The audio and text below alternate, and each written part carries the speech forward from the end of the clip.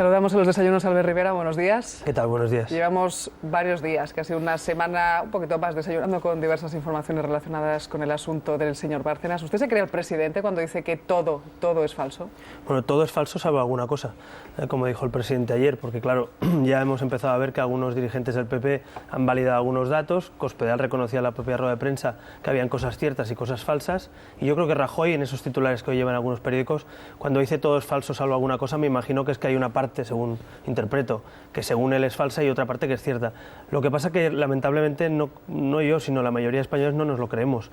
Y no nos creemos ayer al señor Bárcenas, entre otras cosas porque es el mismo señor que ha evadido más de 20 millones de euros del fisco, que tiene una cuenta en Suiza que dice que ha ganado con una cartera de valores y que no declaró en España ni en la declaración de bienes que hizo al Senado, parece ser, ni en ningún sitio. Por tanto, el problema de este asunto es que hay muy poca credibilidad. Yo creo que Rajoy ha tirado una pelota hacia adelante, el PP se ha enrocado en una posición de huida hacia adelante, en intentar llevar una trinchera de rojos y azules otra vez y de azules y rojos. Yo creo que Rubalcaba y el PSOE se suman a eso, y a mí lo que me preocupa en el fondo es que en España los dos partidos que han sido hasta ahora mayoritarios, ya veremos en un futuro, lo que tienen hoy encima es un atrincheramiento, una fórmula de hacer política que nos lleva a la batalla, ¿no? A trincherarse. ¿A quién te crees? ¿A Rajoy o te crees a Rubalcaba? Pues mire, yo la verdad es que teniendo en cuenta los precedentes me creo muy poco y me parece que me pasa como a muchos españoles, ¿no? Hay quien pide dimisiones, adelantos electorales. ¿Qué pide Ciudadanos?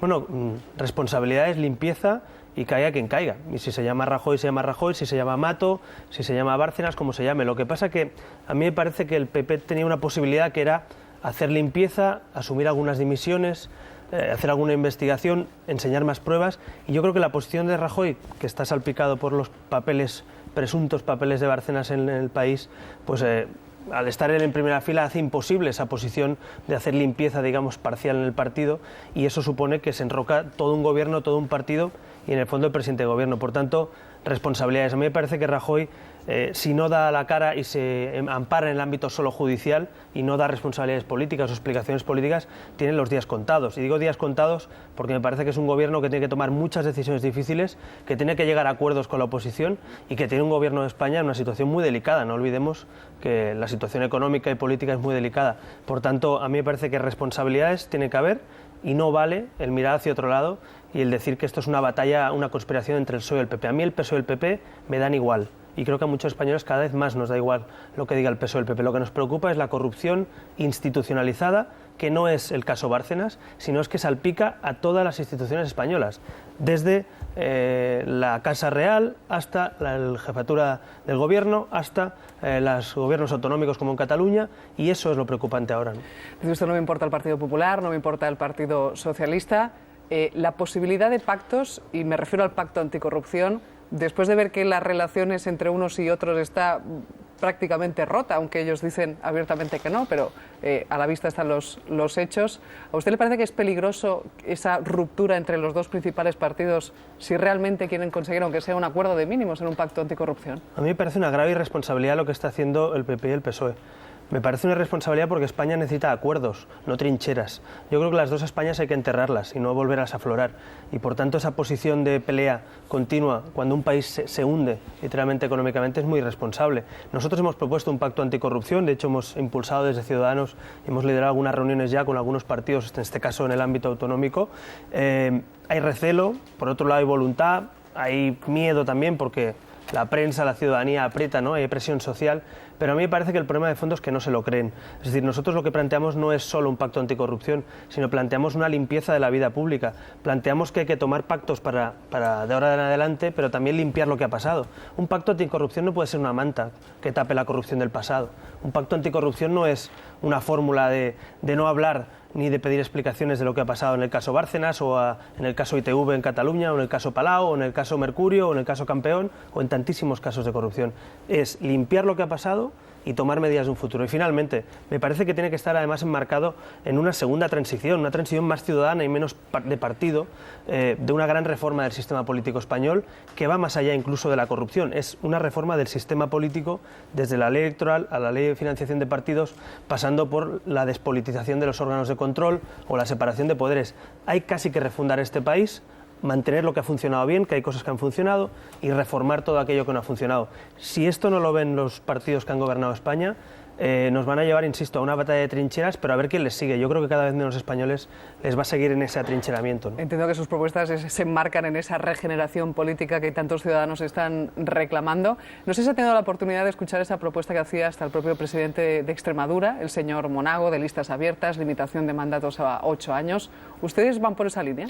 Sí, la verdad es que estamos satisfechos desde Ciudadanos en una cosa, ¿no? Que hace 6 años, cuando nació nuestro partido, precisamente hacíamos propuestas como estas, hasta fecha de hoy, pues hemos tenido siempre el voto en contra de todos los partidos mayoritarios, y ahora, gracias a la presión social, a los escándalos que están saliendo, a las portadas de los periódicos, hay algunos políticos que, aunque sea para poner el parche, se suman a eso. Yo no espero que esos políticos, esos partidos de golpe y porrazo pasen a creer en esos principios, pero sí que espero que con la presión de las urnas, con la presión de la calle y los ciudadanos, con la presión de los periodistas, con la presión en definitiva de la opinión pública española, se den cuenta que tienen que hacerse el harakiri. El harakiri me refiero a lo que aquí pasó con las Cortes franquistas, hablando de las distancias, lógicamente, que es que en un momento dado un régimen determinado dice: esto está agotado, hay que abrir la puerta a una reforma. Bueno, pues en la partitocracia, el sistema en el que 4 secretarios generales deciden todo en este país, y cuando digo todo me refiero a todo, pues se ha acabado, y hay que ir a un modelo en el que los ciudadanos y los representantes públicos tengan una relación directa, sean los protagonistas de la vida pública, haya una accountability, haya una rendición de cuentas periódica, y me parece que ese modelo tiene que alejarse mucho del populismo, pero también tiene que alejarse mucho del modelo actual. Hay que buscar un equilibrio veraz, real, posible, y yo creo que solo hace falta voluntad política. Veremos si estos partidos lo hacen solo por la presión de las portadas o lo hacen realmente porque quieren, pero en cualquier caso que se hagan, ¿no? Unas portadas que, como le preguntaba al principio por el asunto del señor Bárcenas, hoy también las portadas hablan de otro asunto. Muchas veces cuando hablamos de la corrupción ya no hablamos casi de siglas, porque prácticamente, lamentablemente afectan a varios partidos. En este caso, el asunto de las ITV, el asunto de Oriol Pujol. Ayer hizo precisamente unas declaraciones y dijo que si realmente se confirma esa imputación, él se va a apartar. ¿Qué le parece? Pues me parece lo lógico, es decir, me parece lo lógico, y creo que en eso, en una parte del punto del pacto anticorrupción que hemos hablado también con Convergencia, con el PSC, también con Esquerra, y vamos a hablar esta semana también con Partido Popular y Izquierda Unida Iniciativa, lo que queremos plantear es precisamente que hay un momento del proceso judicial donde le pase a quien le pase, sea del partido que sea, todos actuemos de la misma manera. ¿Usted por dónde está en poner el límite? Pues yo creo que, primero, delimitar a casos de corrupción me parece lógico. Es decir, estamos hablando de aquello que afecta a la vida pública. Por tanto, corrupción política, delitos económicos, me parece que un catálogo de delitos estaría bien. Segundo, aquí hay un debate entre imputación y procesado. La imputación es, presidente, cuando le llaman a declarar con un abogado, en una garantía procesal, y luego está cuando a alguien le procesan. Nosotros planteamos que esa la imputación por un motivo, porque en el momento en que se investiga, en el momento en que se llama a declarar, en el momento que hay unos indicios y les atribuyen unos delitos, en ese momento esa persona, lamentablemente, aunque judicialmente se tiene que defender y tiene derecho a hacerlo, también tenemos derecho en general en las instituciones a que no se salpique pues a un parlamento, a un ayuntamiento o a las Cortes. Entonces, en ese campo no hay que aferrarse, como me parece bien si Oriol Pujol lo hace, creo que todos deberíamos hacer lo mismo en ese caso, no hay que aferrarse a un puesto. Oiga, las listas, ustedes se presentan, dura 4 años o menos una legislatura, usted se presenta, si es imputado y está investigado, pues apártese. Si luego es absuelto o ni siquiera es procesado, pues preséntese en las siguientes elecciones. ¿Cuál es el elemento que falta ahí? Seguramente la restitución también del honor de las personas que acaban, de alguna manera, pues vapuleadas por la opinión pública, y luego no hay un resarcimiento, ¿no? Entonces yo creo que eso hay que pactarlo también, pero insisto, en el momento en que se salpica la imagen de una institución, el Parlamento de Cataluña se imputan a Oriol Pujol finalmente, a Crespo, al exalcalde de Lloret, Falcó, que ya está imputado, Daniel Fernández, que ya está imputado, vamos a tener a principales portavoces de partidos importantes imputados en procesos de corrupción política. Yo les deseo, de verdad deseo que sean inocentes, de verdad deseo que se defiendan judicialmente, y lo mejor, de verdad, porque es bueno para todos que haya menos corrupción, pero también creo que tenemos derecho, insisto, a que en el Parlamento de Cataluña pues se sienten los menos imputados posible, o ninguno, y en ese caso es un acuerdo político, ¿no? Al hablar de corrupción, los ciudadanos piden cuentas claras, transparencia. ¿Cómo se financia su partido?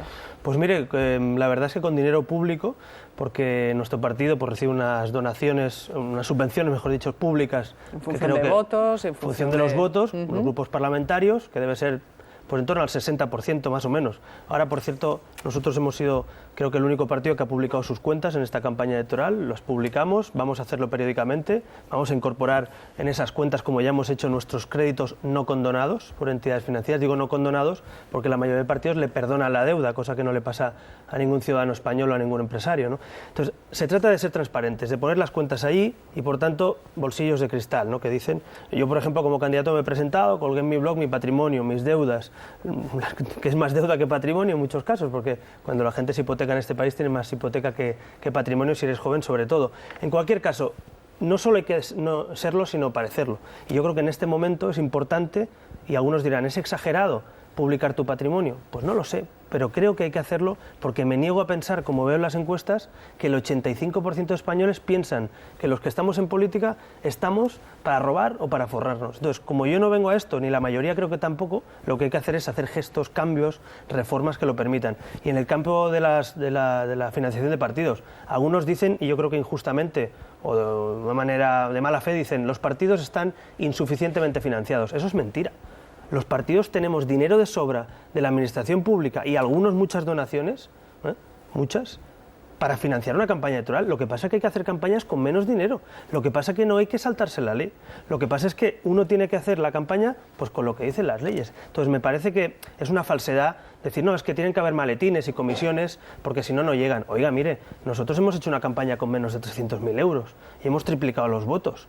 Entonces, yo creo que no se trata tanto de grandes meetings ni de grandes actos, se trata de buenas ideas, llegar a la gente y hacer una campaña cumpliendo la ley. Me parece que eso es fundamental, ¿no? Usted dice, hemos publicado las cuentas, ¿las auditan también?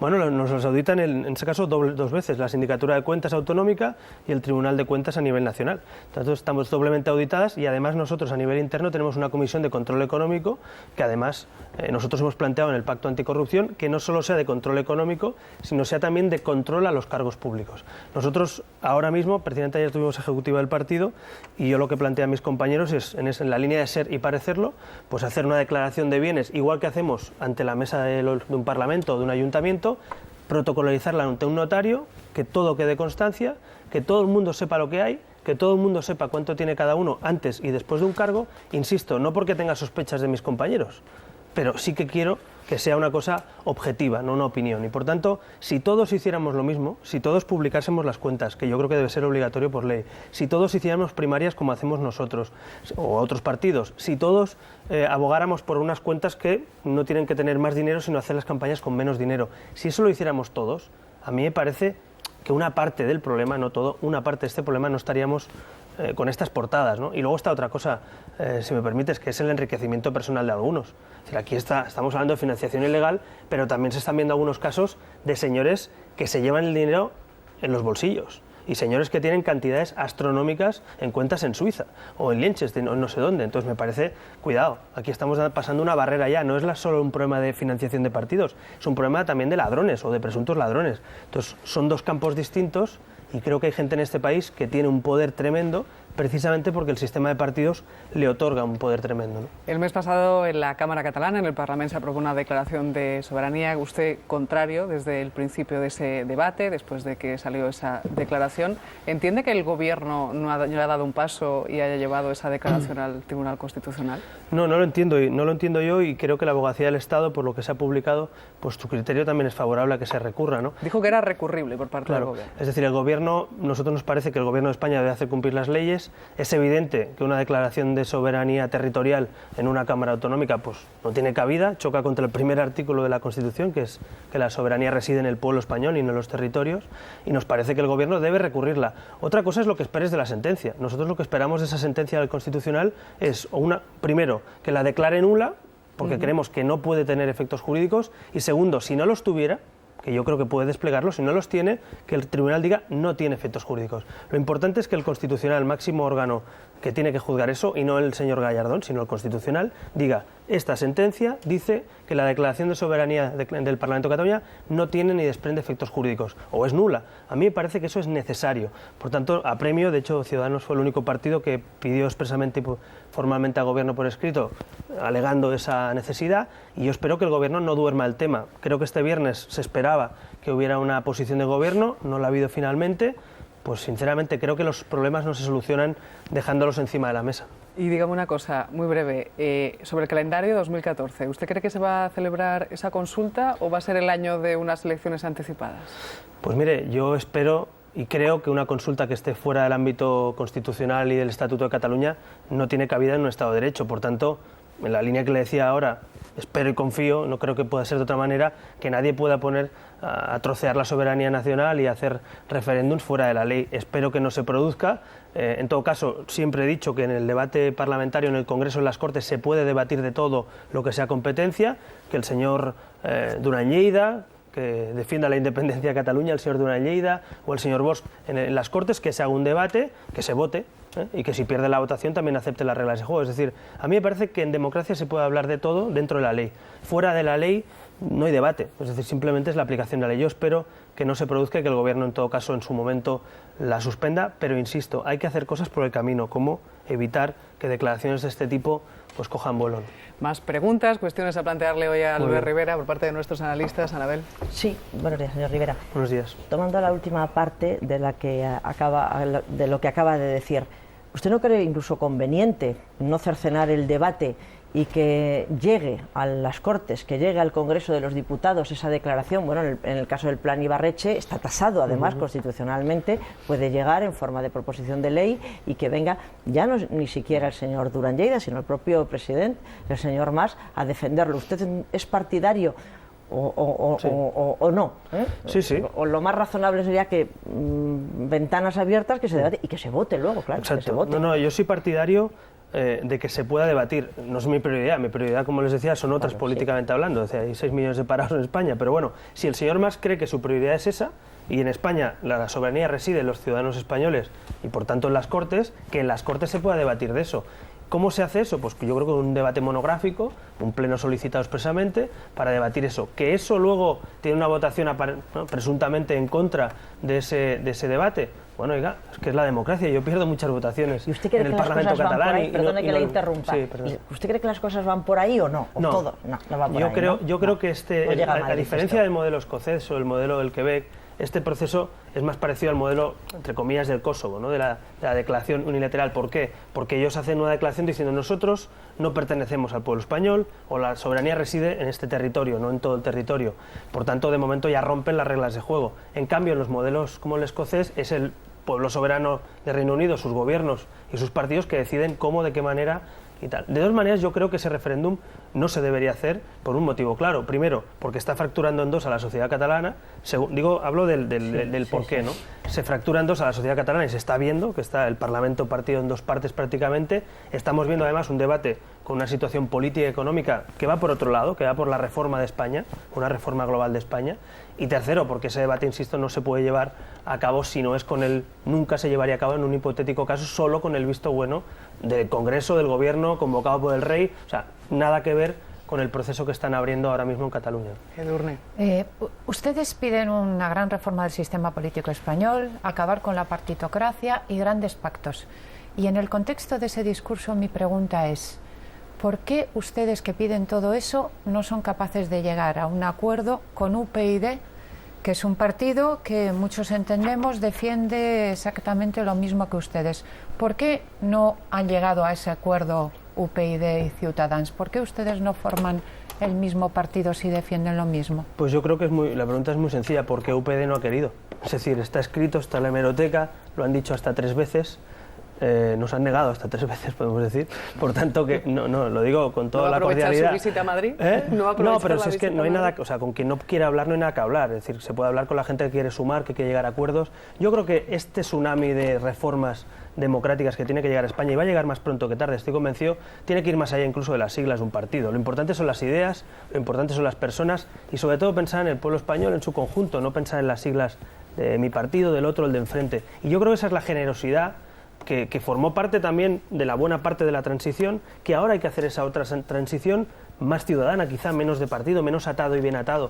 Estamos en otro momento político, la gente que hemos nacido en democracia, pues hay cosas que no nos las van a vender por el miedo a lo que había antes o la dictadura, sino que nos tenemos todos juntos, la generación que nos llevó a la transición y la actual, debemos llegar a un acuerdo para reformar nuestro país. Yo tengo esperanzas de que todo esto sirva, aunque solo sea para eso, para que la mayoría de españoles reflexionemos de qué queremos ser de mayores como país. Y en eso nosotros ponemos nuestro granito de arena, que es ideas, reformas. Si ahí va a haber más partidos, menos, yo creo que tenemos que estar casi todos. Es decir, lo bueno sería un gran acuerdo de Estado, una especie de reforma controlada desde el del Estado de Derecho. A mí lo que me da miedo es que esto que estamos viendo no se vea la necesidad de reforma y esto estalle. Es decir, yo creo que es mejor una reforma del sistema dentro del Estado de Derecho, con reformas votadas por ley, con una reforma en las Cortes, con un gran pacto de Estado. A mí me parece mucho mejor ese modelo, que no es un modelo de ruptura absoluta, sino en todo caso de reforma, que en un modelo en el que la gente se eche a la calle, en el que los gobiernos sean superados y en el que tengamos un polvorín. Me parece que es mucho más razonable hacerlo de esa manera, ¿no? José Antonio. Sí, señor Rivera, la Fiscalía Anticorrupción ha pedido el procesamiento y la imputación del número 3 de Convergencia y Unió, que es el señor Oriol Pujol. Además, el Delfín, o el número 2, el señor Artur Mas. Él ya ha venido a decir que es una represalia por el proceso soberanista o separatista que ha iniciado su partido.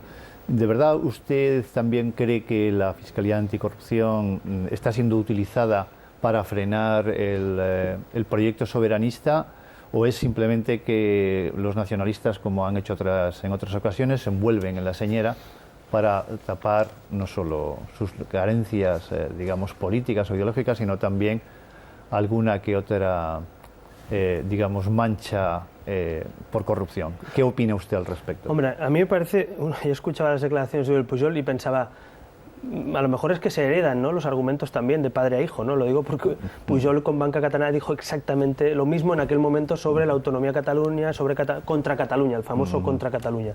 Mire, yo pienso que la Fiscalía Anticorrupción es contra la corrupción, no contra una autonomía, ni contra una identidad, ni nada. Eso es contra la corrupción. Y por tanto, el caso Clotilde, el caso ITV, el caso Bárcenas, no tienen componentes identitarios, tienen componentes de lucha contra la corrupción, y así lo quiero creer. Me parecería absurdo lo contrario. Lo que sí que se preguntan muchos españoles, y seguramente en Cataluña en particular, es por qué algunas cosas que llevan muchos años hablándose, conociendo, con rumores en la sociedad catalana, ahora, tan tarde, aparecen. Es decir, la pregunta que se hace mucha gente es, bueno, ¿y por qué no fue antes, no? ¿Por qué se demoran algunos procesos? ¿Por qué algunas investigaciones no han llegado hasta ahora? Bueno, eso sí que es una pregunta que se hace mucha gente, pero yo no me la hago preguntándome, pensando que un fiscal está prevaricando o un juez está prevaricando. Yo lo que me pregunto es si eso ha tardado tanto tiempo, si tenía algo que ver con los pactos entre PP, PSOE, Convergencia y otras historias, que es lo que mucha gente puede sospechar. Pero desde luego el argumento de contra Cataluña hoy no vale. Para mí contra Cataluña es el 3%, contra Cataluña es robar, contra Cataluña es conceder ITVs presuntamente a cambio de otras cuestiones, maletines, algunos concejales que pactan con la mafia rusa aparentemente. Eso sí que hace daño a la imagen de Cataluña, y no precisamente pues que una fiscalía actúe. Me parece que en un Estado de Derecho no se pueden alegar esos argumentos. Agradecemos a Albert Rivera que haya desayunado con nosotros esta mañana aquí en Televisión Española. Muchísimas gracias, un placer como siempre.